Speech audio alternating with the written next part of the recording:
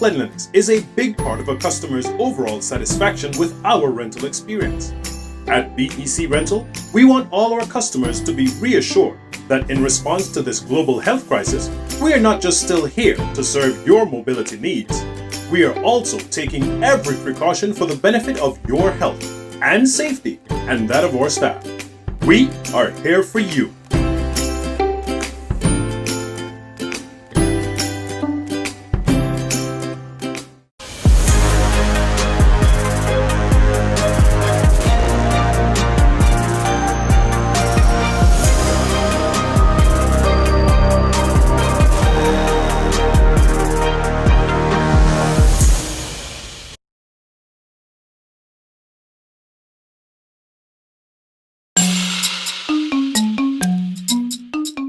Tell us some of the transportation options available on the mainland, as well as on the islands.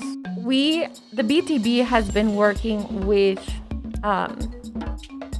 several groups of transport providers. So we have gold standard tour operators.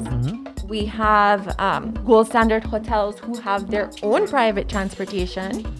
We've been working with the Car Rental Association, and their members are becoming certified.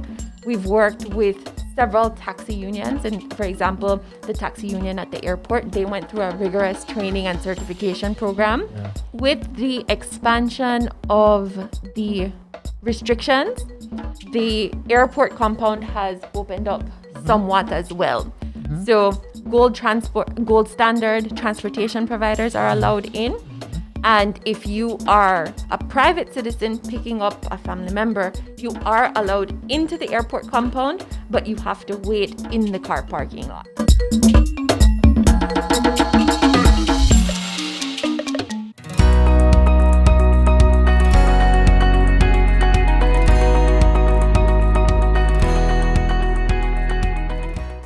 afternoon, everyone. Thank you so much for joining the BHA webinar today. We are more than welcome to have you as our guests.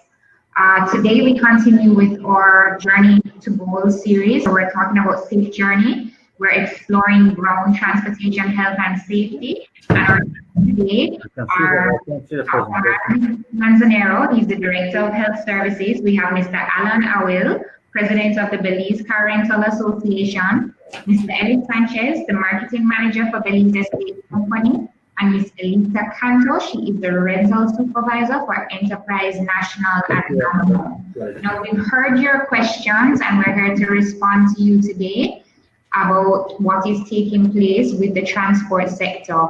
We will have BEC begin a presentation shortly to introduce what the transport sector is doing to protect the health and safety of all of our citizens, not only just tourists. And we are also graced by the presence of our health and safety hero, Dr. Marvin Manzanero, who will also explain why is it that we've taken such measures in order to protect the health and safety of all people overall for the gold standard and how it translates to the transport sector. Okay, in other news, and before we begin, I would like to acknowledge our sponsor for today's event, which is Digi. We are grateful to Digi to being a sponsor, and we also have our partners. We have Hertz, Budget, and Thrifty, as well as BEC in the form of Enterprise, National, and Alamo. Just to run a little bit of housekeeping, our annual AGM will take place on November 4th. All are invited to attend. It will be here on Webinar Jam. The registration link is available on our Facebook page, so you can sign in to participate as a viewer. We are also here to announce a wonderful and innovative, I would say, disrupting innovation that the BHA has come up with. We are going to be hosting our very first online travel auction. This gives all of the travel trade and the consumer an opportunity to bid on their dream Belize vacation. Now we have been very fortunate to have several of our member properties donate several packages, and these packages will be placed on auction for you to bid on your dream vacation. And our auction opens on November 1st and will run until November 15th. The link for the auction is auctions.belizehotels.org, and we will also send this out in the chat so that you can participate.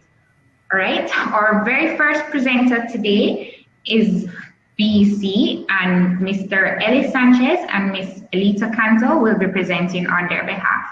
Thank you.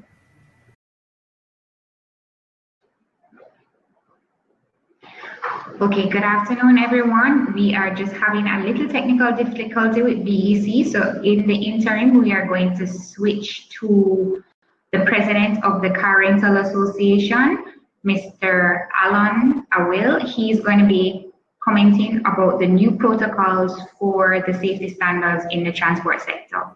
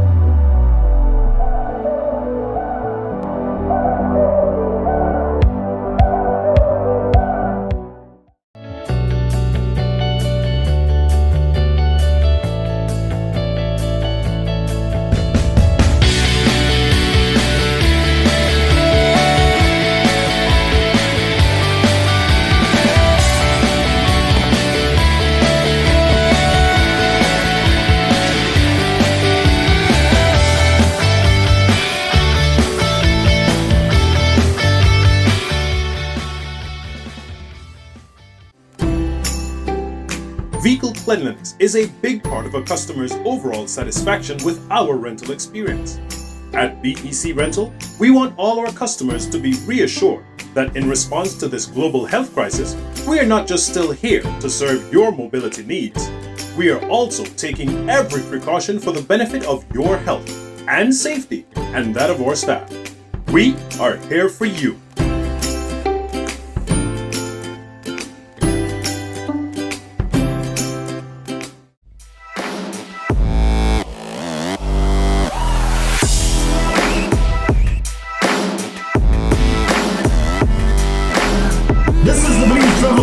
Javier Gutierrez, your host.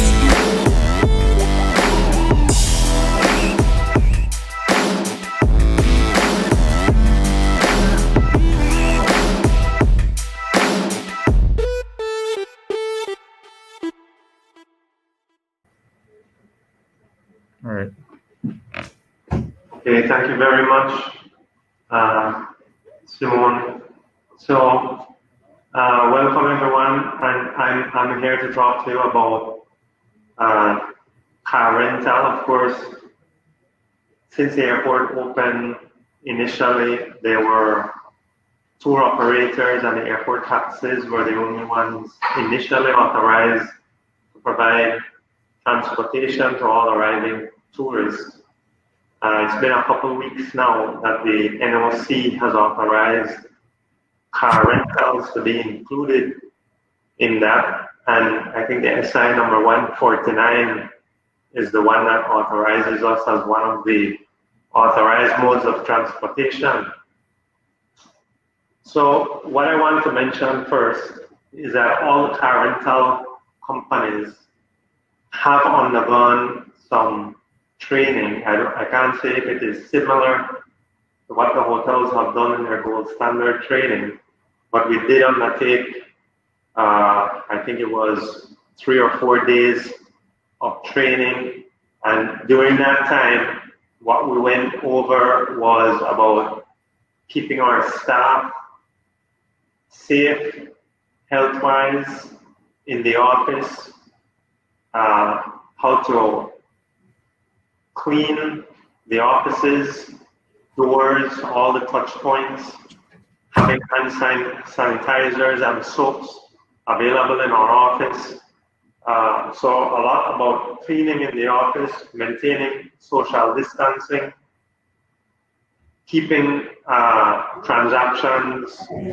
as brief as necessary, not to overextend the duration of dealing with customers in trying to limit the spread of the virus, just in case, because we have to always assume that we may have the virus and that the person that we're transacting with may have the virus, and so we have to be cautious at all times. We also studied or learned about ways that we can keep our vehicles clean, and that means preparing it in order to issue to our renters, but also it means how we take back the vehicle from our renters who have been inside the cabin for maybe a week at a time and have, breathed in there and touched almost everything that's inside.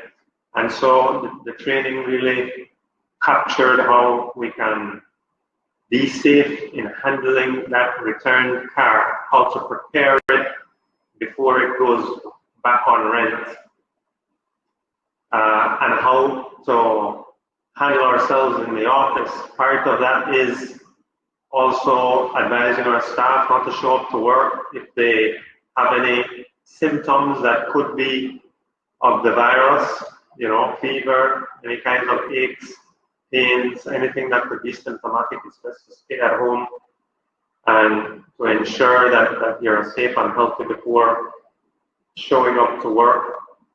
Because, while sometimes we think that the infection may be from customers at the counter, whether it's tourists or Belizeans alike, the fact is that sometimes we can get infected from our own co-workers. So that is a part of the training, is although there's a lot of familiarity with the people we work with on a daily basis, but trying to, even in the office setting, maintain social distancing, washing hands frequently, not to share equipment unnecessarily, and if it is necessary to share equipment, so as one person may use a computer and then another goes to the same one, so clean and sanitize it before using any equipment that perhaps somebody else had used before you. So these were some of the training that we did. So staying safe and clean and sanitized in the office and with our cars. But what I also want to speak about is the actual protocol of renting cars to tourists. So you are, I'm assuming, mostly hoteliers who are tuning in to this, and so the car rentals believe that we help to drive customers to your lobbies, to your front counters. And so you don't have an understanding of how the process is working, since you do come in contact with those tourists who are booking the leads. So far, what is permitted at the airport is self-drive of rentals are permitted when it is performed, when the rental is transacted at the PGIA, the Philip Wilson International Airport, and for cars that will also be returned to the PGIA. So at this time, any rentals that do not originate at the PGIA, there is a requirement for those renters to hire the services of a certified and licensed tour guide to accompany them. But if a tourist arrives at the Philip Goulston, they are permitted to rent on their own without a certified licensed tour guide, and to drive on their own to their resort and to the attractions and sites that they will come to Belize to visit. So far, the security measures at the airport are such that they are not permitting tourists to walk freely about the airport into the car park area where all the car rental offices are. So car rental operators need to meet their guests similarly to the gold standard transport services. They need to meet them on exit at the arrival lounge. So that means we will have to have a plaque with the customer's name and greet them as they exit the arrival lounge. And what that implies is that we have a name for our customer. So those who want to rent right now would have to have a reservation. That would be the only way that a car rental company could greet them with the name and be expecting to. So if any of you have guests coming in who prefer to rent a car, you may advise them that they would need to make a reservation in advance. For the time being, they are not being permitted to just walk across and get a car as a walk-up customer. And that is something that will eventually come in time. All these cars that are being rented at the Philip Wilson, there is a requirement by the government, part of the proposal that we made in getting permission to rent to tourists, is that all the cars we're renting will have to be equipped with a GPS tracking device. And the purpose for this is in the event contact tracing becomes necessary in case any tourists come down with the virus. If they become infected while they're in Belize, they may not be familiar with all the names of places that they had visited. And so one of the requirements for us right now, all the cars that we're renting to tourists are equipped with a GPS tracking device. And again, this is the tracking of those vehicles would be in the event the Ministry of Health requires it, and we are assuming that it is for contact tracing if that becomes necessary.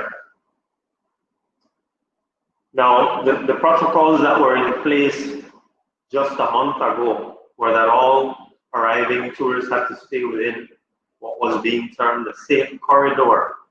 And I think that you hoteliers are more familiar with the term than maybe the car rental operators. But the change in the protocol as of the 16th of October is that the safe corridor locations, the gold standard hotels, and the attractions and sites that are visited are a recommendation, but that tourists are being permitted to move with more freedom and without penalty. No. Although they must stay at a gold standard certified hotel.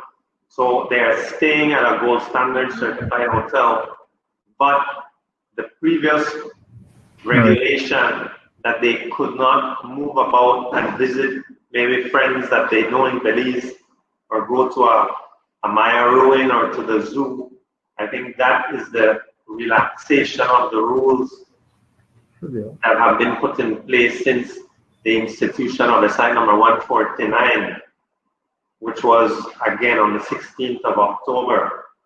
So there is a strong recommendation to stay within what was called the safe corridor, but there is no penalty for non-compliance. So what that means for us is that renters who have a car, who are self-driving, my understanding is that they should be permitted, if they choose, to go on day trips on their own, that they should be permitted to go and visit some of the sites and attractions. And I think particularly we're talking about sites and attractions that the BTB has approved and consider as certified visiting sites. One thing I must add is that although there has been relaxation of the rules, and I think Dr. Manzanero will later on maybe touch on those rules. He is a member of that NOC. But although we are permitted now to rent to visitors and they are permitted to drive on their own when they pick up at the Philip Goldson, they are always still subject to all the rules and regulations, meaning the laws of Belize. In other words, they must still wear their face masks when they're out and about in public. They must still restrain themselves from being in any crowds larger than 10 or greater. They must still practice social distancing. So those rules and those laws of the land that apply to each Belizean, to every person in Belize, also still will apply to any tourists, of course. And so that is one of the things that we car rentals are advising our renters when they pick up the car, and make them aware of some of these rules, particularly the face mask rule, because it might be something that they're not accustomed to back in their own home, especially Americans. There are some exceptions now for rentals. I mentioned that the tourists, that the NOC has permitted car rentals to rent to tourists who arrive at the Philip Goldson International Airport.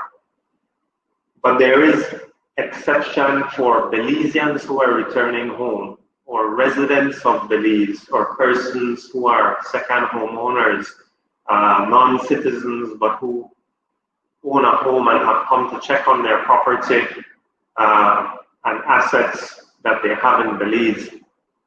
Those persons also are permitted to rent. And I know that the recent regulation also relaxed the quarantine requirements for them. But part of that being that they have more freedom to move about is that they also, I believe, would be able to rent cars. In our proposal to the NOC, we also requested that anyone, visitors or tourists who have been in the country for 14 days or longer, should also be permitted to rent a car without it being a requirement that they had picked it up at the Philip Goldson Airport, because if they've been in the country already for 14 days, I think that the incubation period would have already passed.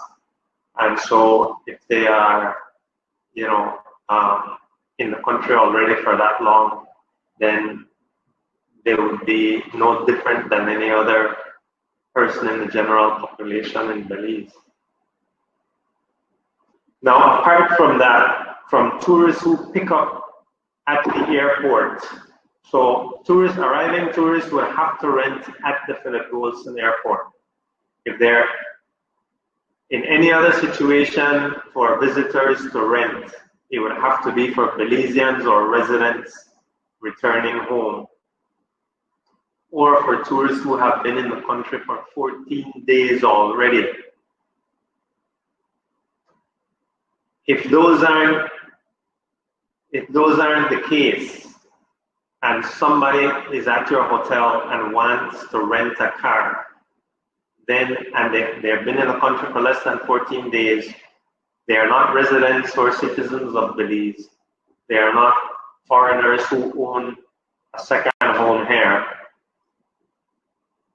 then they would have to acquire the service of a certified licensed tour guide to accompany them.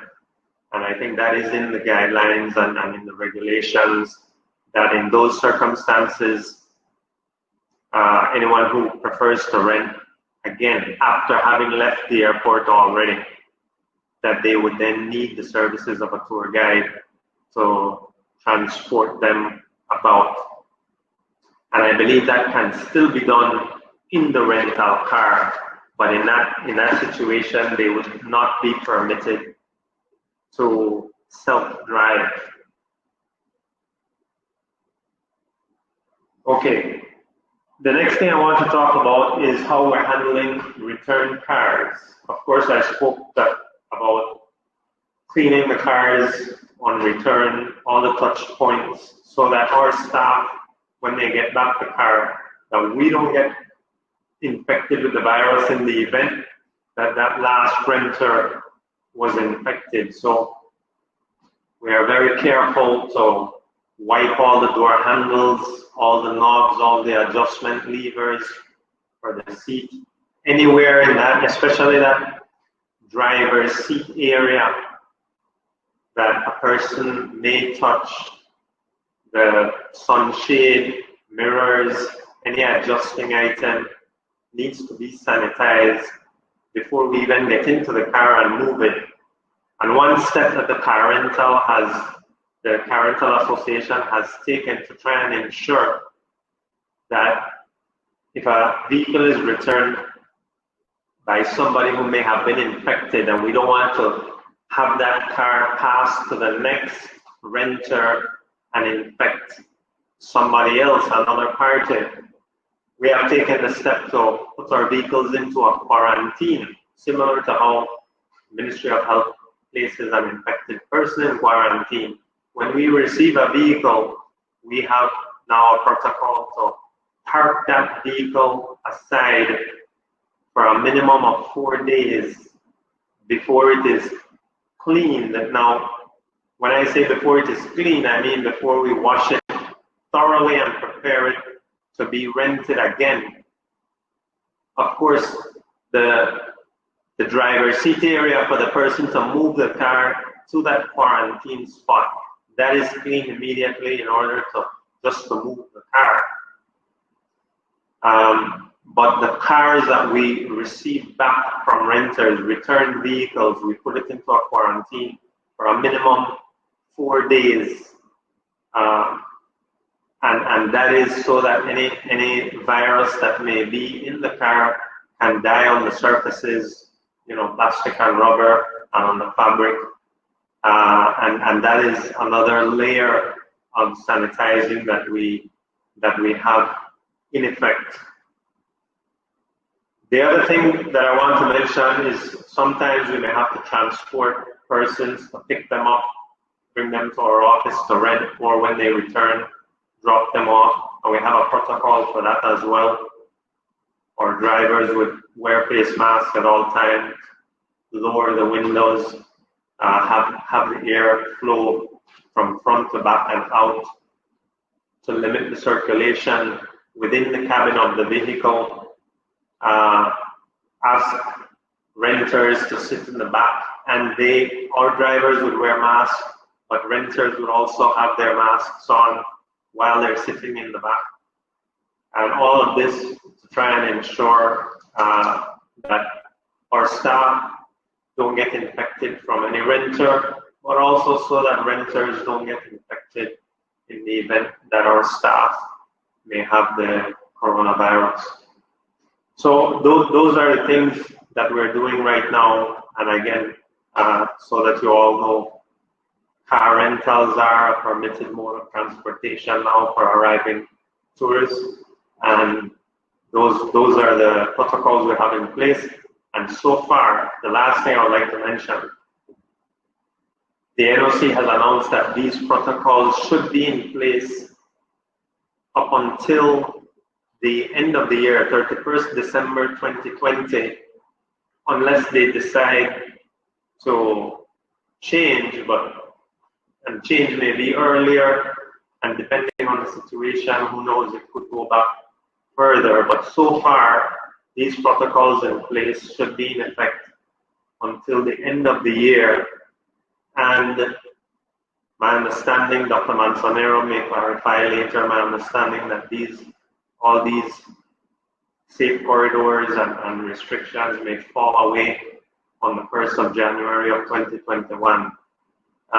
So those are the protocols so far and right now in place until the end of this year. Thank you.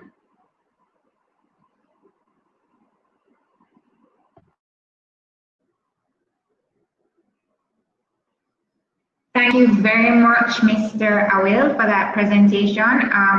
In recap, there were a few very important things that came out. So yes, car rentals can be had. They will have to be pre-booked, and they are required to be equipped with GPS. It's very important that when we're communicating with our guests for bookings, that we are able to convey this information, because the questions are being asked. I know several of us have lost bookings because of the restrictive movement. So now that these relaxations are in place, we are able to now effectively communicate what the requirements of the protocol are. And we're very thankful to Mr. Alan Awil, the president of the Car Rental Association, for coming on board to clarify that for us. Now, it is also important that in the event of contamination, we have methods in place, and that will be the role of BEC here today. That's Belize Estate Company. They are a car dealership, and they are also the chain holders of Alamo Enterprise and National. Mr. Awil so generously did not mention his other business, but he also stands here today as representatives of Budget, Thrifty, and Hertz. So we have very big brand names that we are able to communicate with our guests or potential visitors that have taken the measures to ensure the safety protocols are in place, so that when they visit, not only will they be staying with that gold standard hotel, but the car rentals also have very stringent safety protocols and procedures that they adhere to. So I would like to welcome Mr. Ellis Sanchez. He will be speaking on the policies and programs that the BEC has in place for identifying and sanitizing vehicles, and what we're gonna do when there's a suspected case. So Mr. Sanchez, over to you. Thank you, Simone. Thank you for that wonderful introduction. So I would like to, first of all, thank you all for allowing us to get this opportunity to do a presentation today. My name is Ellis Sanchez, and I am the marketing manager for Belize Estate Company Limited. Along with me, I would have Ms. Elita Canto, who is our rental supervisor of our BEC Rental, which, as Simone had mentioned, has the brands Enterprise, National, and Alamo.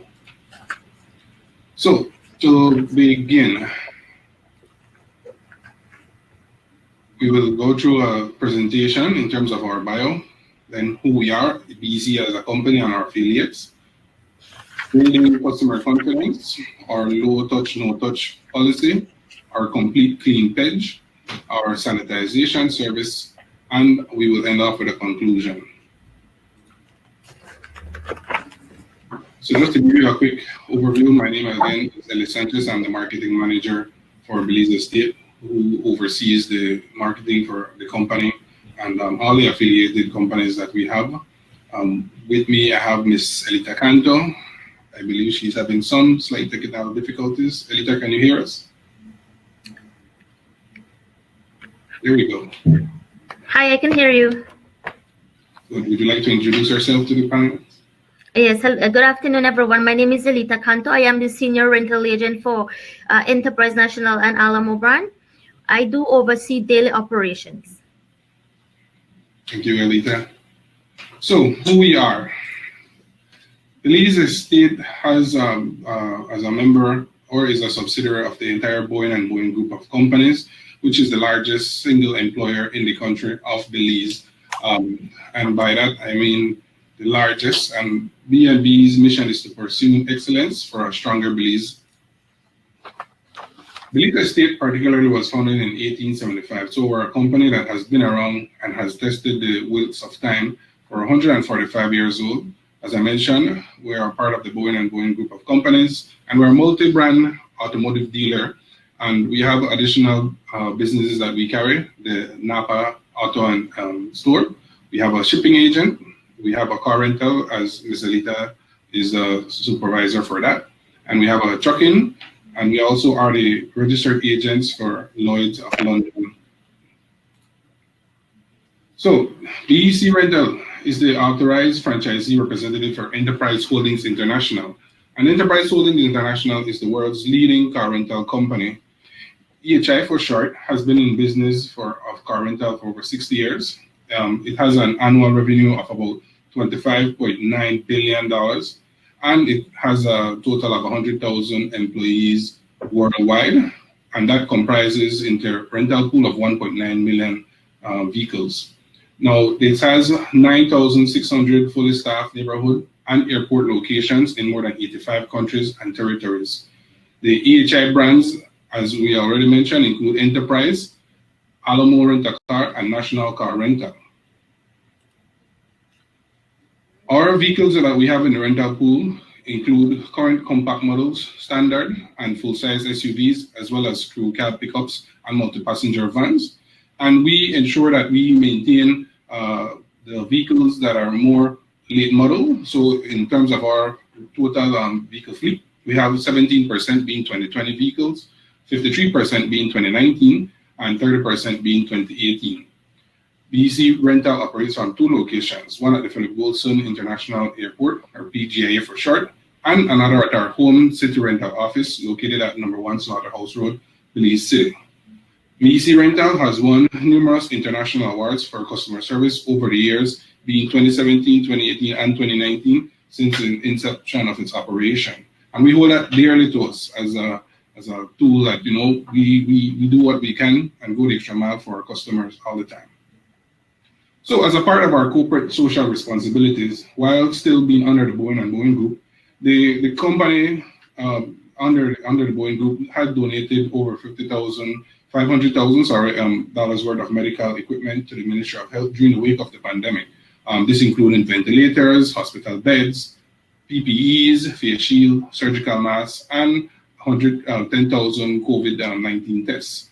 BEC Rental also offered to assist with the crisis by providing the Ministry of Health with 2 vehicles rental free of cost, so that they could have assisted with combating this virus.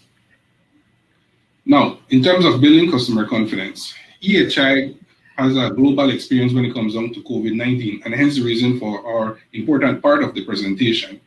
EHI, when the pandemic started, had Zoom meetings, daily Zoom meetings with over 100 countries from as early as January 2020 to get daily updates of what's being experienced with COVID-19. And we learned firsthand from countries like Wuhan, China, and Italy on what their processes are with the COVID-19, since these countries were impacted first.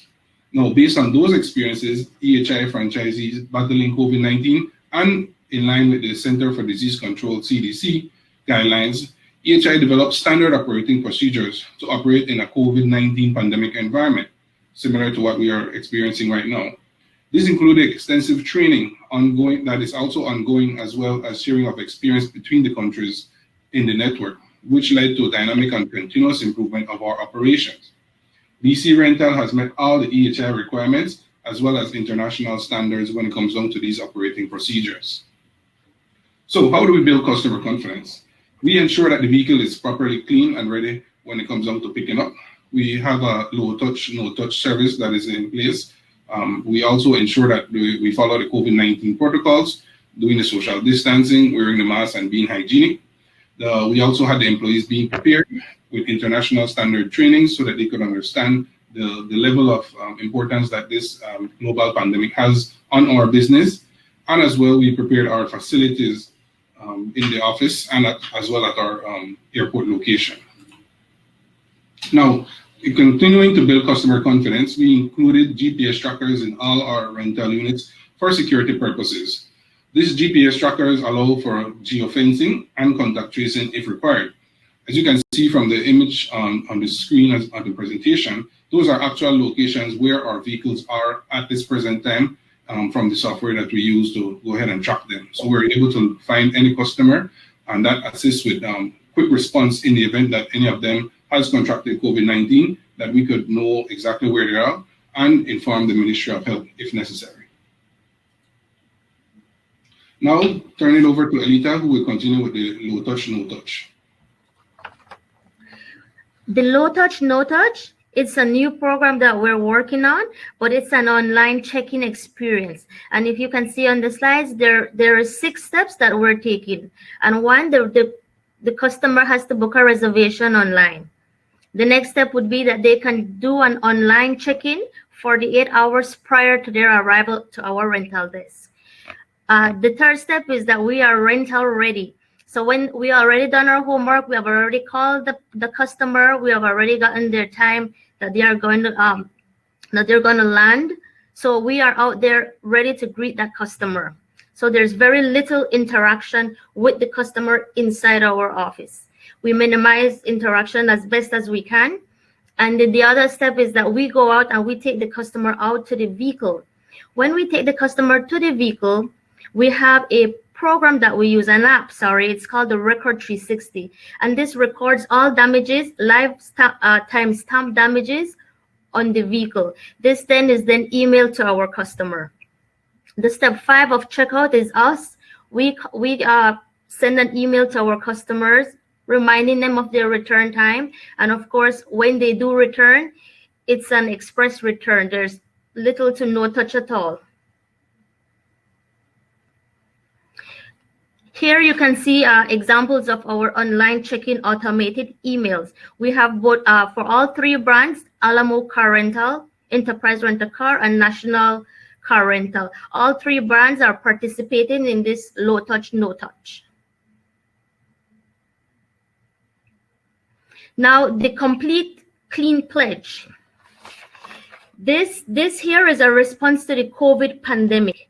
We created this complete clean pledge, adopting extra measures to ensure the safety and protection of all. As you can see here, again, all 3 brands are participating in the complete clean pledge.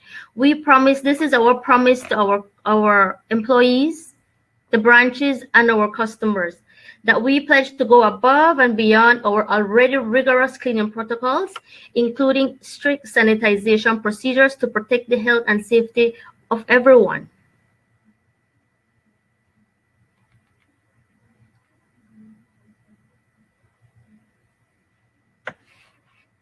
Here with the complete clean pledge, again, it is a program that we have. We have trained our employees and of course how to handle interaction with our customers. And again, here we do have to follow guidelines from the World Health Organizations. We also follow guidelines from the local Ministry of Health, and we have had a training as well with the Belize Tourism Board. So what we have done in-house was we do have the 6 feet social distancing. We do have in place stickers on the floors, on the walls, and we do have the stickers on the walls, on the floors, and this is how we ensure and direct customers to participate with the social distancing.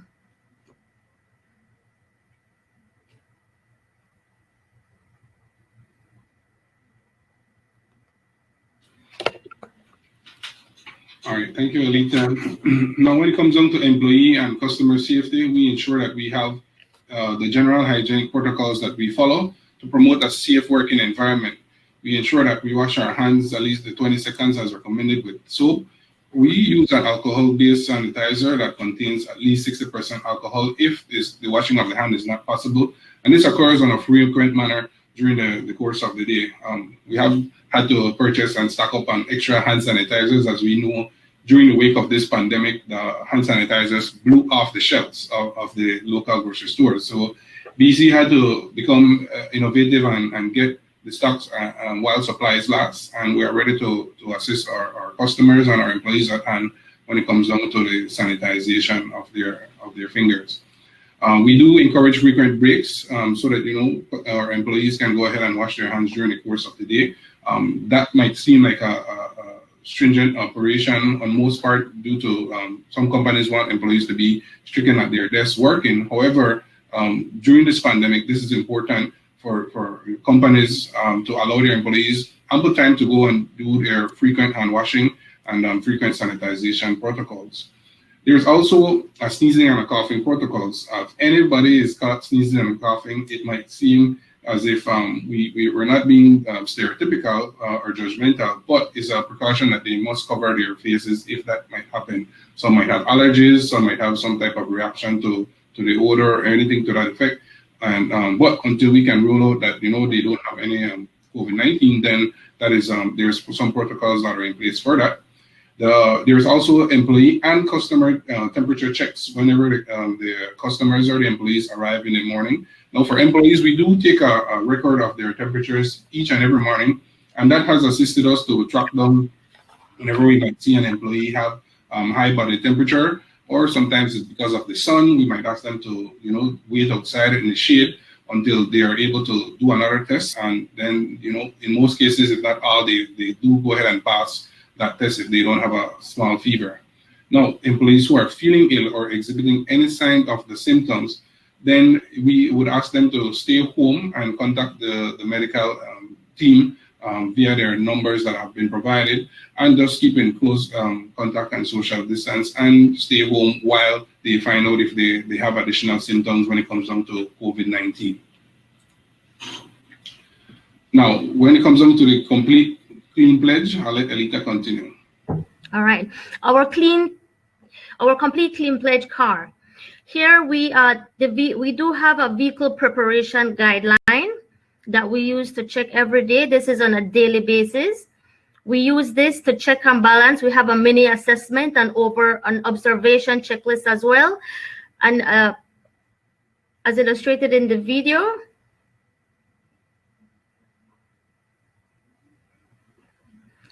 and of course, here I have an illustration of 20 key touch points that we usually sanitize. These are the key touch points that most customers would touch. So what we do is we ensure that all of these touch points are always clean every time, all the time.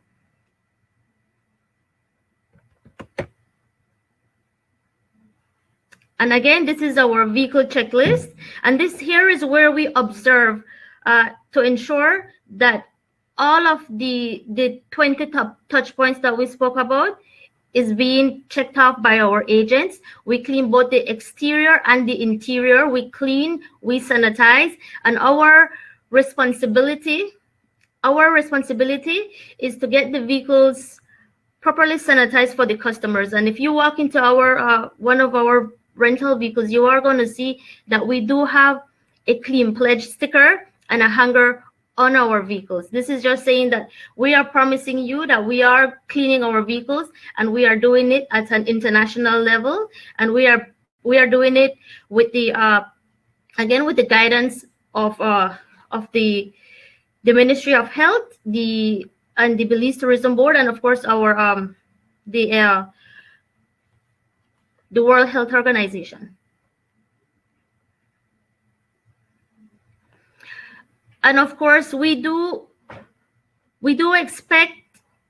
preparing that, if a customer does get exposed to COVID and they give us a call, we do have in place something to protect ourselves. We do have in place to protect the customers as well. The customer is not able to return the vehicle.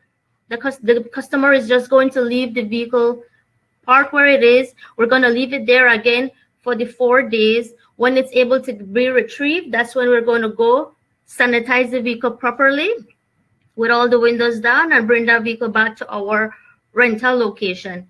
In the event a customer again is exposed to COVID and they return to our rental location, again, this vehicle will just again remain there, and this is recommendations from the Belize Tourism Board that the vehicle stays locked up for the 4 days, and that's what we're doing here. We're going to leave them there, and again follow all the safety procedures. After that 4 days, then we sanitize, we clean and sanitize, and then put that vehicle back into the fleet. With this also, we do have a very rigorous cleaning procedure when it comes to a vehicle that has somebody that was exposed with the coronavirus. Belize State offers that cleaning the cleaning. Sorry. Right. So Belize Estate would again properly use their PPEs to disinfect the vehicle. And again, we leave it there for 4 days, and then we proceed from there. Thanks, Anita. Welcome.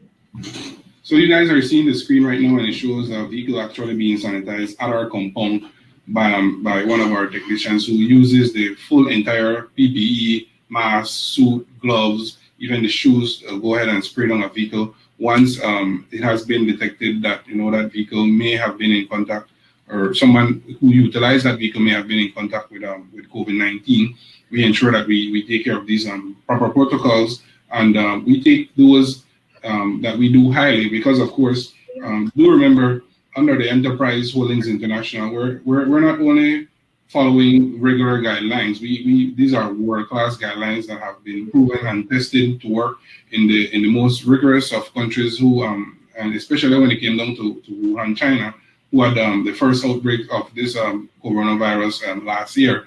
So these guidelines we hold them dear to our hearts. We ensure that we follow those protocols, and with that we ended up developing what is known as a triple action cleaning service, which cleans, sanitizes, and disinfects, so that in the event that any individual might want their vehicle to be cleaned and sanitized and disinfected properly, we here at BEC could definitely assist them with that.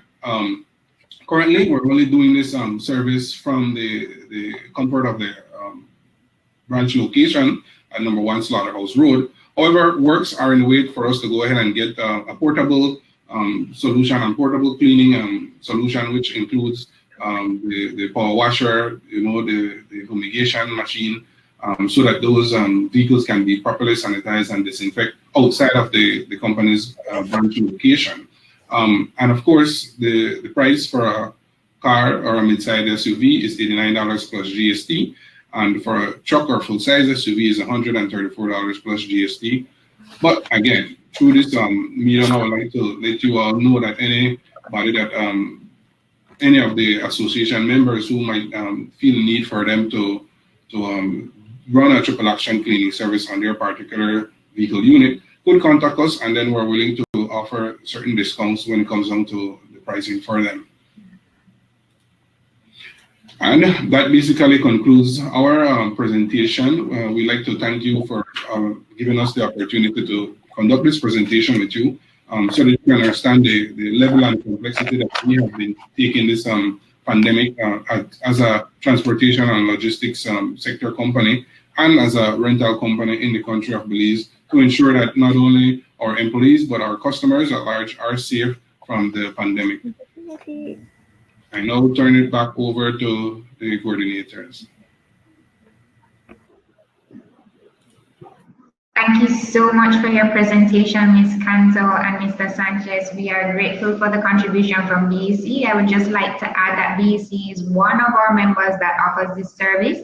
I believe that the health and safety standard is applicable to all members of the Rental Car Association, and we are grateful for their presentation, as they have a very detailed and very thorough process that they've shared with us today. Moving from this point, we would like to introduce Dr. Marvin Manzanero, Director of Health Services, and he's here to explain how it is that we've been managing the gold standard on a whole for the country. Why is it that there are certain sectors that are excluded? I know we received some questions about the water taxis.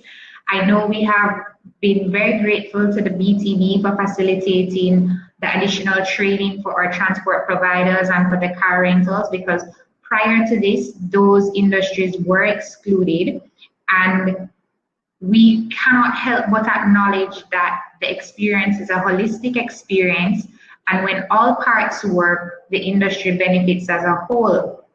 Dr. Manzanero will now speak to developing the protocols for the industry and why it is important that we adhere to those protocols, and he will also comment if there are any improvements, especially where the water taxis are concerned, if there are any procedures that will come on board for them. So Dr. Manzanero, thank you so much for joining us. We are very thankful for having you here today. Okay, good. Good afternoon. Can you hear me? We are unable to hear you. Okay, so I guess I'll go ahead.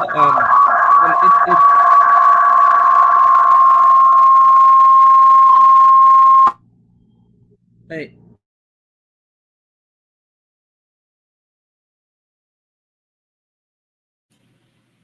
We're not hearing you again, Dr. Manzan.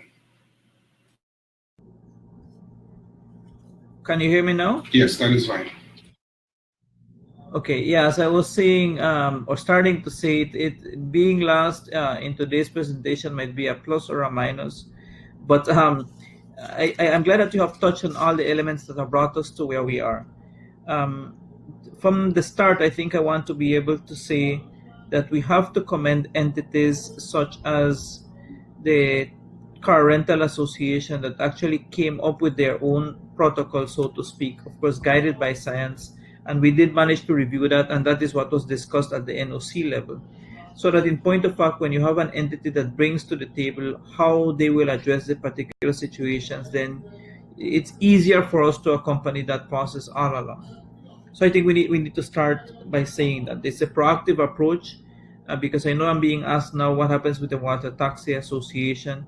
Well, again, if they are able to bring to the table tangible mechanisms as to how they can assist the Ministry of Health, I think that makes everybody's job easier. Why? Because if there's a reliance that the Ministry of Health is going to be the entity that will be creating all these documents, policing all the documents, and enforcing it, then it becomes a never-ending task, because you are seeing the numbers that we're having. We can't keep up with all of those things. Why are we here, and why is it easier for some sectors to move on more than others? One, understand that we are guided by science, that we are guided by what is popping up. I had a discussion earlier today with the Ministry of Education in terms of school closures, for example, and what we had been saying initially about surfaces versus where you can get an infection. So even as we move along, it could be that whatever is in place right now may change, because the protocol can change. Every document that we have in terms of COVID-19, we call it a living document, because things will change for sure. So having said that, I know that you're talking about sanitization of vehicles, but just if we go back to the basic science now of where we are with COVID-19, I think we need to stress the fact that for the most part, infections are happening globally and in Belize, primarily driven by respiration, which means people being close to somebody else without wearing a mask properly. And when we're engaging in discussions, conversations, or any item that allows us, when we're sharing food space, for example, when you're not wearing a mask, more than the surface situation. So that in itself gives you an advantage, and I think that can be the first explanation as to why it may be difficult for some entities to move on versus individual rental of a vehicle. Public transportation, as you know, in Belize is not the best, both land and water. So the moment that you're not able to adhere to the established protocol, it's going to be difficult for you to police and ensure that there's physical distancing, the mask wearing, and all of that, if you're not able to stick to the basic principles of overall safety to begin with. The other item that I think I want to highlight is because you're talking about rental of vehicles for tourists. If we had this discussion in terms of car rental maybe 4 months ago, when we did not have any case in Belize, or we had no active cases, we were looking for the cases for tourists to bring them in, then the discussion is not going to be the same versus what we are finding right now, where people may be coming from areas where they have less incidence and prevalence than what we are having. You look at the numbers we get in Belize every day, and every day you see numbers increasing, to the point that at some point in time the NOC said, listen, people coming in may be more likely to get infected here than whatever they may bring to us. So that also drives the approval of certain protocols. Where are we getting infections in Belize? From clusters, from family, from social gatherings, in the work environment. And I'm glad, I think it's Mr. Will that mentioned it in terms of the tendency at times for us to minimize because we work in the same environment, because you share the same space with the same person every day, day in, day out, which may be 8 hours in a day. So the tendency is sometimes to bring your guard down at that particular instance. But you have to bear in mind that when that person leaves, especially on a weekend, you don't know where their social circle is. So that's when you're having to find clusters and following cases, is because you're finding out people are just not adhering once they leave the workspace. So you might create all these work and safety bubbles around your industry, both in the hotel, both in the tourism sector, but workspace. But once you leave your workspace and go home and you're letting your guard down, so to speak, then all that element is just washed away, if you will. One other note in terms of sanitization, I noticed in one of the last PowerPoint slides that BEC presented, there's somebody just in a PPE or in a full suit spraying. And again, we go back and revisit that protocol that we had highlighted with public health, and we had said that before spraying happens, recall that what you need to do is do the cleaning of the surface first, because if there's any virus or any bacteria or anything that may have been landing inside a car setting, and then you just come and spray, what you're more than likely to be doing is you're going to just be causing that virus or bacteria to turn into an aerosol, because with the spraying that you're doing, you're just lifting it from where it had settled. So the first thing that needs to happen before you do any spraying of any particular space or surface is it must be wiped clean first with the usual agents that we already know before you do any kind of spraying.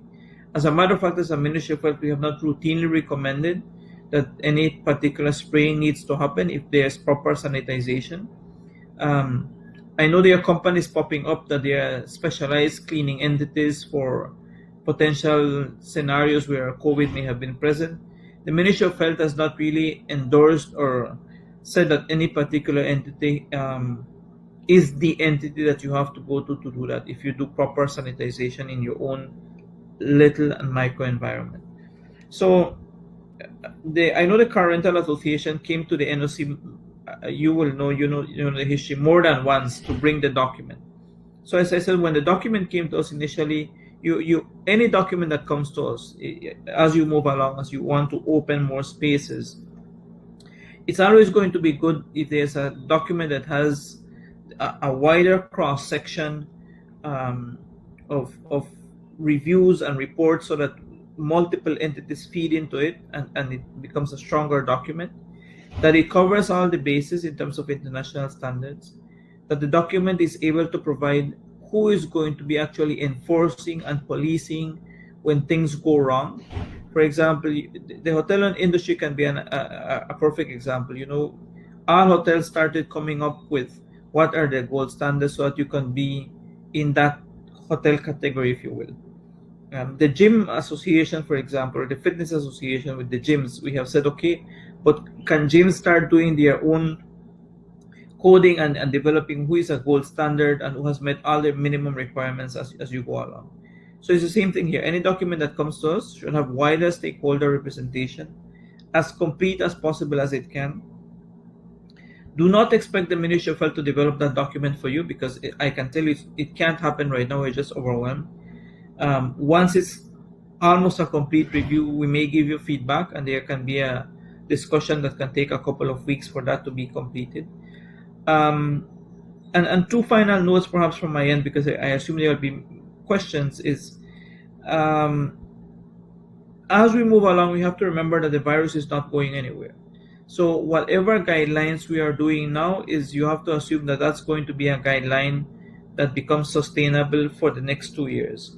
And I'm using this because now certain hotels are saying, listen, I made all this investment in bringing my hotel to gold standard, and now it seems you're kind of relaxing the measures. I think it should be the other way around. Whatever you do should be an investment in your industry, and investment in terms of your workers, because at the end of the day we don't seem to understand and appreciate the value sometimes of the employee, the workers on the ground, because we kind of take things for granted. If they're ill, they're not going to be at work and stuff. But imagine if you have a further surge that what we are having, and eventually you have 30-40% of your workforce out, and you can't outsource it because every other sector is also in the same boat. So I think whatever measures you take need to be taken as an investment and for things down the road, because COVID-19 is not going to go anywhere. We can anticipate numbers to go up. I can tell you that much before the end of the year, and that's not rocket science. When you look at what's happening just right now before it came online, France and Ireland have now gone on almost complete lockdowns, and I believe that by the end of this week you're going to have at least 7 to 10 countries in Europe that have gone into almost complete lockdowns. Neighboring Mexico up north is starting to have with their a new surge, as they call it. It's not things that they're starting from start. It never really went to being normal, and it won't go back to being normal. And one other item that I believe it's also Mr. Will use the word relaxation. From the health standpoint, I don't want to really use that word, relaxation of measures, because I don't think that we will ever have a complete relaxation of measures. I think we need to understand that wherever we go to where we were before, as close as to where we were before, because I don't think that will really go back. We should see it as being a new norm. I don't really want to think of it as a relaxation, because once you start using those kinds of terminologies, people assume that things are going back to normal, or that you can go back to doing what you were doing 1 year ago, for example. And I'm saying this from doing a site inspection yesterday in Orange Walk with my health team.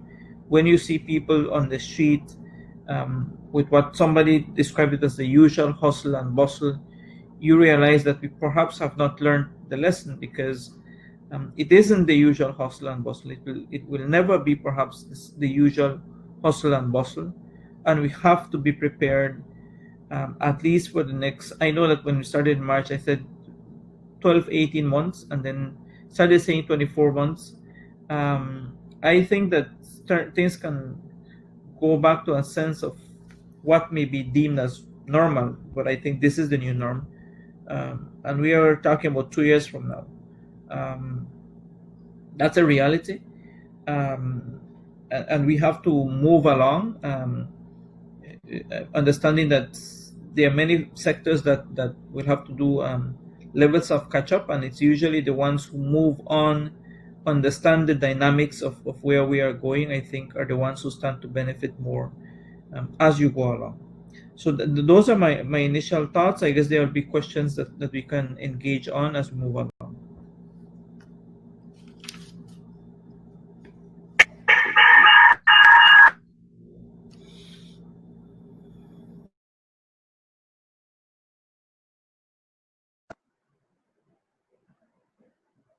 Okay, thank you very much, Dr. Manzanera, for making that presentation. And then we're now going to move to the question and answer segment of this broadcast. I would like to direct some of the questions to Mr. Awil. He saw them while they were being asked. And we have a question coming from the audience regarding the GPS tracking. So if he can speak to that, we would appreciate it. Okay, I think there were questions about whether or not tourists will turn off their GPS. And I think one thing I wanted to say is that we have a GPS tracker on the vehicle. It is not necessarily something that we are informing tourists that the cars have a GPS tracker. So they may or may not become aware that there is GPS on those vehicles. And some of these are hardwired to the car. Some of them are using the type that plugs into the what's called an OBD port, onboard diagnostic port, which is where, if you know anything about vehicles, where car mechanics would plug in their diagnostic computer tooling stuff.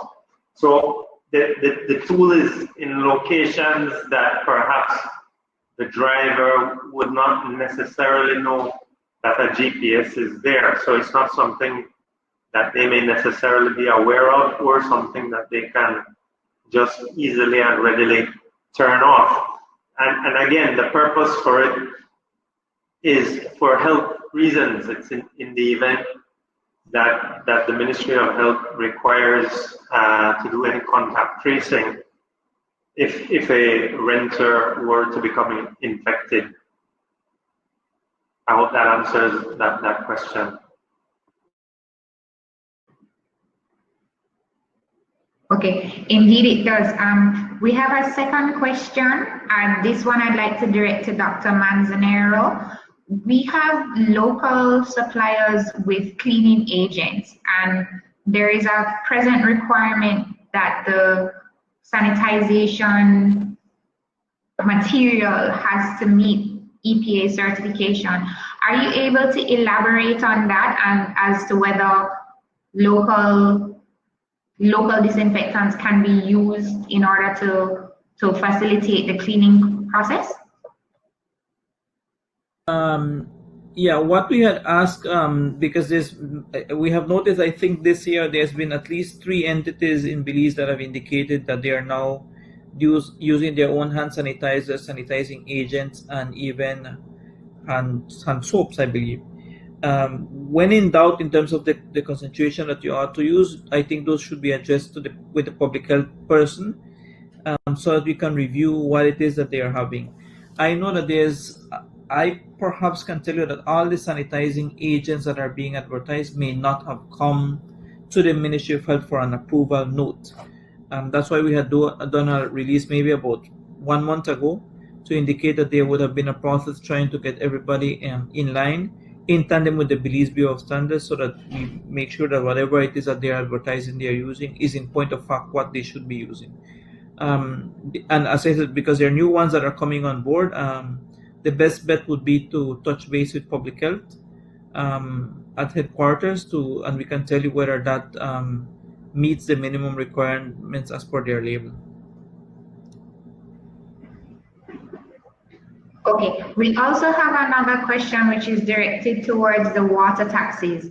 At this point in time, the gold standard developed by BTB does not extend to their services. We know that the BTB has included the car rental agencies. They have also included the tour operators. So there is a program whereby you can get certified and display your seal. Is there any reason why we are unable to facilitate the water taxis right now for both local and tourist transport?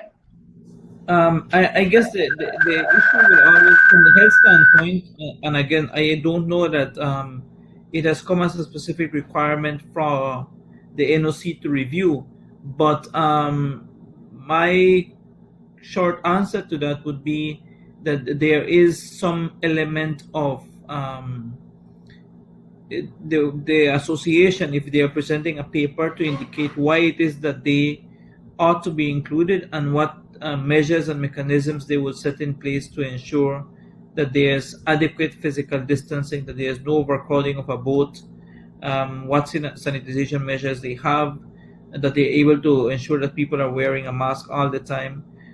Because you have this concern with public transportation where the bus owners, who are now the ones that the police are going after for not enforcing rules and regulations, and they tell you up front, it's a passenger that doesn't want to adhere to the mask wearing. So I think it needs to be a collective effort. I think if they are able to say who will police and who implements, that makes everybody's job easier. But you know, the water taxi situation is you have very crowded boats usually going, especially on weekends, and there's not a mechanism to enforce that. Other things that I think they can set in place is if they can keep a manifest in case you have to do any contact tracing, all those things. You have to think of all the I's that you have to dot as you move along, all the T's that you have to cross as you move along. I think that makes it easier. But as I said, I have not seen any specific document that highlights how that would be handled by the Water Taxi Association.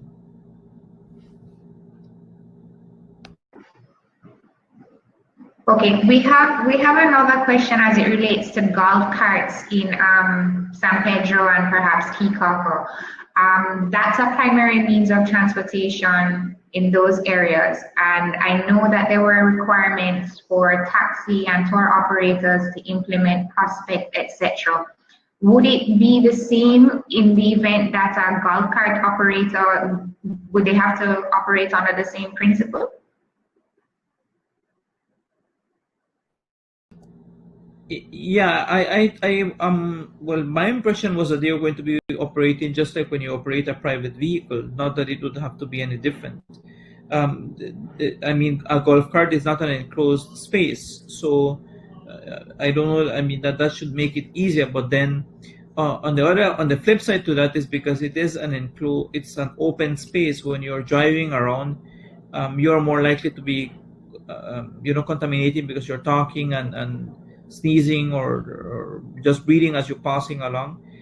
It would more likely be that they need to wear a mask to protect the people that they're passing on the street, because they're also going at a very at a slower speed, very close to persons. So it's a protection that you use for both entities, for the people on the golf cart and as they're moving along. Okay, there is one other question as it relates to the 4-day quarantine for the rental cars. What is the premise for establishing that 4-day quarantine? Is there a scientific premise for having the car parked for 4 days?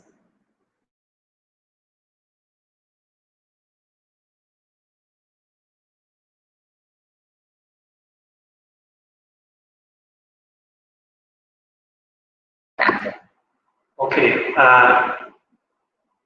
perhaps that might be directed at me. And actually, the proposal from the Belize Car Rental Association was based on a practice that is used by car rentals in the United States, which the 4-day would be the estimated time that scientists had found that the virus could live on its own on surfaces,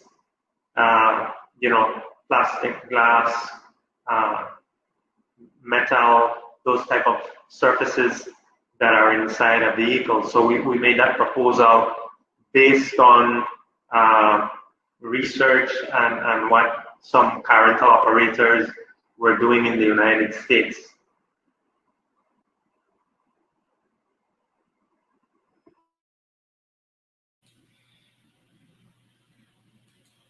Just to add to that, in terms of the 3 to 4 days, actually, we have gotten that from our Enterprise Holdings international agent, and these are the protocols that have been used in China and Italy and around the world, which are in line with the CDC guidelines that usually when a vehicle is parked out, and for us, especially in Belize, with the sun, the virus doesn't stand a chance to last long in that excruciating heat. Of course, we all know if you park your own particular vehicle out in the sun for at least 1 day, by the time you go back in, that vehicle inside is so extremely hot that you have to let it air out and cool out before you enter back in. So 3 to 4 days is a long time for that heat to generate in there and kill any virus that would be inside that vehicle as specified by the international agents and the CDC.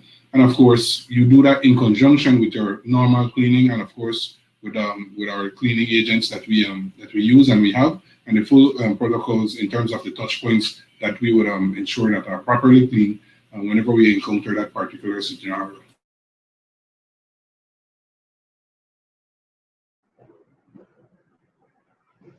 Okay, thank you very much. Dr. Manzanera, there is a question here for you which says, the PCR test within 3 days of arrival is problematic for some tourists.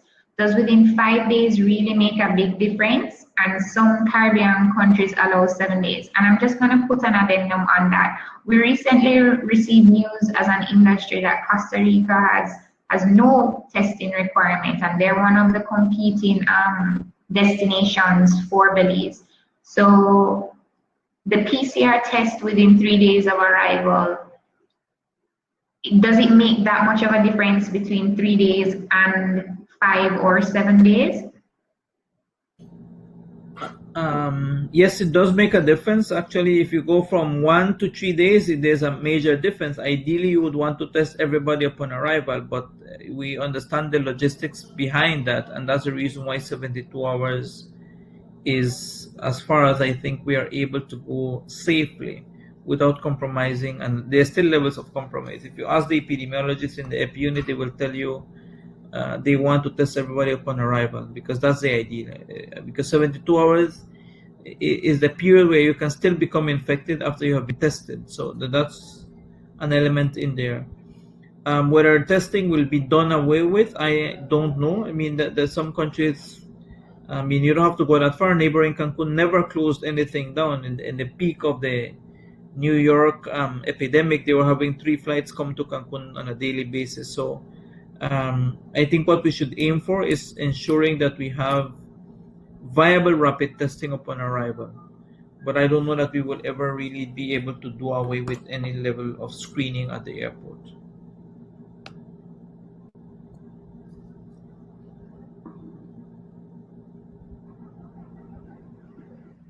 Okay, thank you very much.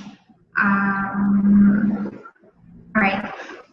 With that, I think if there are no other questions, we can go ahead and wrap up the webinar. It was a very informative session. We are grateful for Dr. Manzanero's presence. We are grateful for the presence of both the BEC and the president of the car rental agency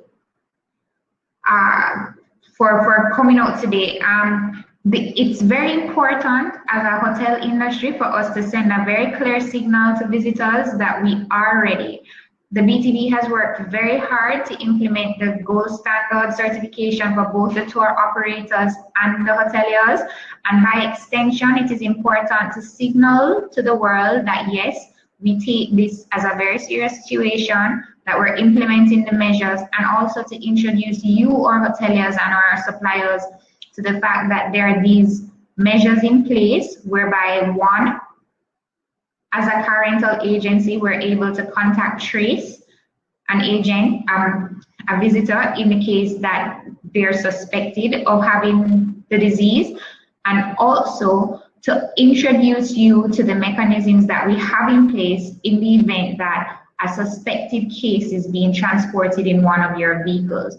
So having done this presentation today, we can leave here with a strong signal to state that yes, not only are we gold standard certified, not only do we have the measures of health and safety and all the related protocols in place, but we've gone a step further to make sure that it's inclusive of our transport sector. Where limitations apply, we understand. We're grateful to Dr. Manzanero for highlighting that the tracing is the essential part, the testing is the essential part. We still have communicable spread, so we cannot take anything for granted, and we need to proceed in business knowing all of this. So we'd like to thank our sponsors. We'd like to thank Digicel for being a part of the session today. We'd also like to thank Budget, Alamo, Enterprise, National, what else am I leaving out? Thrifty and Hertz for also being a part of the presentation, because they donated their personnel to come and explain to our members today how serious they are taking the threat of COVID-19 and their willingness to be able to provide their support services to you. Thank you again to all of the presenters, Mr. Sanchez, Mr. Awil, Dr. Manzanero. We also like to thank Ms. Canto. I cannot leave out Ms. Canto, my apologies. So Ms. Canto, Dr. Manzanero, Mr. Awil, and Mr. Sanchez, we thank you so much for having you here. And then to Belizean for hosting us today. I would just like to recap that our AGM will be held on November the 4th from 10 to 12. This will also be a virtual event. So we ask that you check our Facebook page in order to register. And as we are continuing to market Belize as a premier and safe destination, we will be hosting our very first online travel auction. We are very grateful to our donors. Our donors include a wide range of hospitality providers. So we're thankful to the Mui Una Group, Copal Tree Lodge, Victoria House. We're thankful to the Great House. We're thankful to Belize Best Western Biltmore Hotel. We're thankful to Belizean Nirvana, Island Magic. We have rooms from Hidden Valley. We also have donations from Sweet Songs Jungle Lodge, Cha Creek, Pelican Reef, Kaano. The list is too many. Mariposa Beach Suites, Los Porticos Villas, Sierra del Mar. We're very grateful for you allowing us to put Belize back on the market, have a product to offer, and to signal to these people that we are very ready for business. I am grateful to all of the participants for taking out time from their day. We felt that this was something that was important that we shared with you. And if you wish to obtain the information that Mr. Awil presented on, we will be placing all of the information as it relates to the protocols for car rentals on our website. Thank you so much for being with us today. We are here to serve you, and we respond to the questions that you ask, and are grateful for your time. Have a good day, everyone, and thank you. Bye. Thank you. So I'd just like to thank everyone who came on today for today's presentation. I would also like to thank the presenters for the presentation. If anyone has any questions or any follow-up queries that they would like to know, please feel free to reach out to us, and we will try to answer everything as clear as possible. I would also like to thank Simone from the Belize Hotel Association for co-hosting, and everyone else who found the time to log in and listen to the presentation today. The recording will be emailed to you at the end of the day, and it will be available for 48 hours. Good evening, everyone.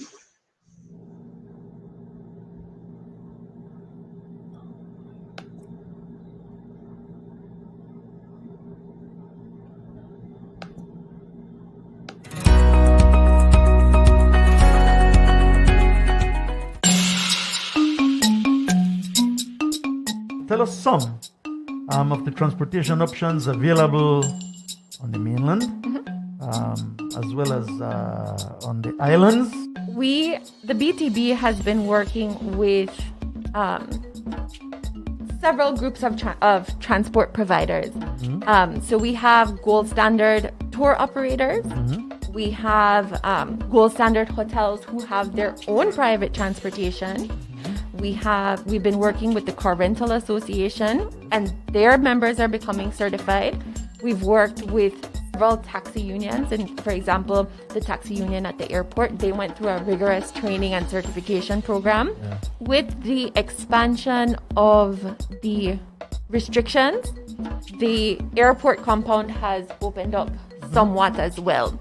So gold standard transportation providers are allowed in. And if you are a private citizen picking up a family member, you are allowed into the airport compound, but you have to wait in the car parking lot.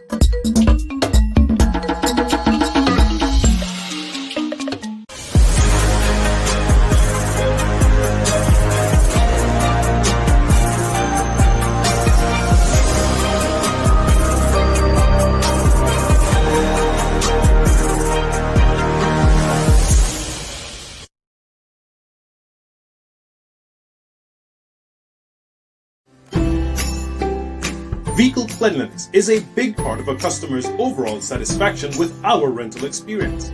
At BEC Rental, we want all our customers to be reassured that in response to this global health crisis, we are not just still here to serve your mobility needs. We are also taking every precaution for the benefit of your health and safety and that of our staff. We are here for you.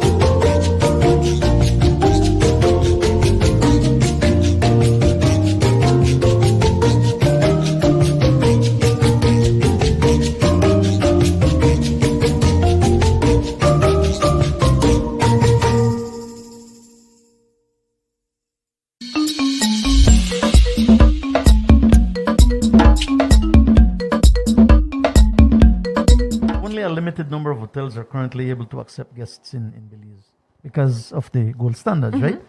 Eventually, as I understand, all hotels in Belize will be required to maintain the certification. So we just don't want the amount right now. We want every hotel, every restaurant, and every tour operator, every tour guide to undergo these measures. Correct. However, some hotels may not yet have the gold standard certification. We have about 225 of 860 hotels in Belize that are certified as gold standards, Misty. Do you think that it's a good rate up to now that have been certified? So far, we're encouraged by the hotels that have become certified. There's definitely interest from many others who are, they're either beginning the process of the certification or they are well along the way and only have little items pending for them to get their certification. They need to be willing, first Yes. of all. They need to have that eagerness to want to abide by the safety standards. Correct. And I think it's important for hoteliers to understand, as well as we had mentioned earlier, that travelers are looking for properties and destinations that are really serious about health and Correct. safety. Correct. So the BTV has really been pushing the gold standard recognition program. Yes. And so I think that all of the extra marketing that comes around being a gold standard hotel should really encourage the other hotels who have not gotten the certification as yet to really look into doing it. Yeah.